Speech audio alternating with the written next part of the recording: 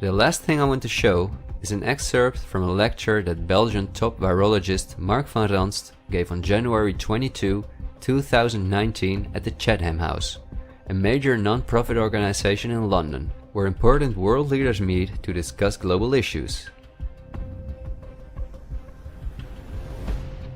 Winners of the Chatham House Prize include Hillary Clinton, Melinda Gates, and John Kerry.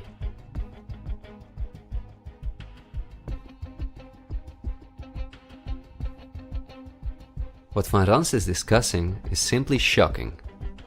Van Ranst in fact explains how he has fooled the entire Belgian population during the swine flu through fear-mongering, out-of-context mortality rates, and media manipulation.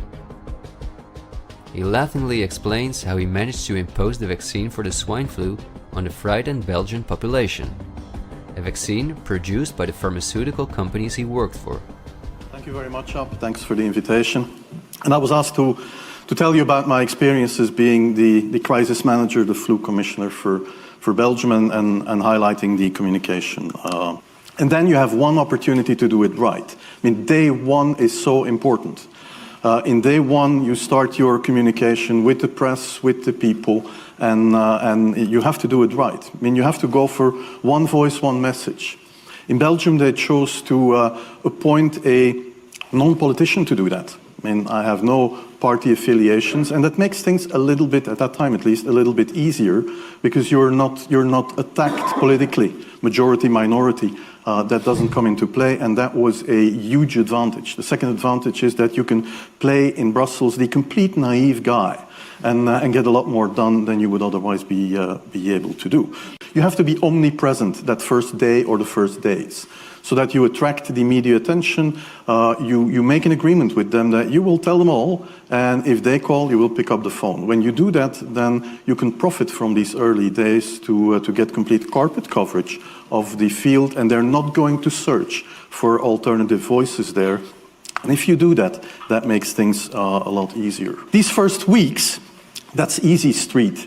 When you have no opposition and everybody needs news and they can come to you for news, you can bring quite a lot of neutral information, and it is picked up, and it is well, the news is brought the way you bring it, and that is you can only do that in the first couple of weeks or months. And then you have to say, okay, well, we will have H1N1 deaths.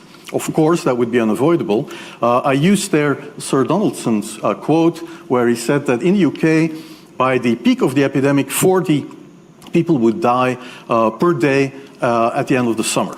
So 62 at that time million people in the UK, 40 deaths a day. I worked it out for Belgium. That would be 7 deaths a day at the peak of the epidemic. I used that in the media. 7 Belgian flu deaths per day at the peak of the epidemic would be realistic. That is true in every year, even interpandemically. That is very, very conservative. However, talking about fatalities is important, because when you say that, people say, wow, what do you mean? People die because of influenza? And that was a necessary step to take. And then, of course, a couple of days later, you had the first H1N1 death in the country, and the scene was set and it was already talked about. And then you had to pick who is going to be vaccinated first. And then, well, women and children first, whatever. I mean, risk groups, they were important.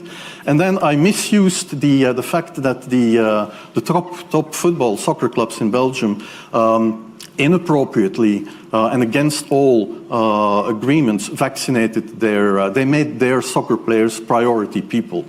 So I said, I can use that.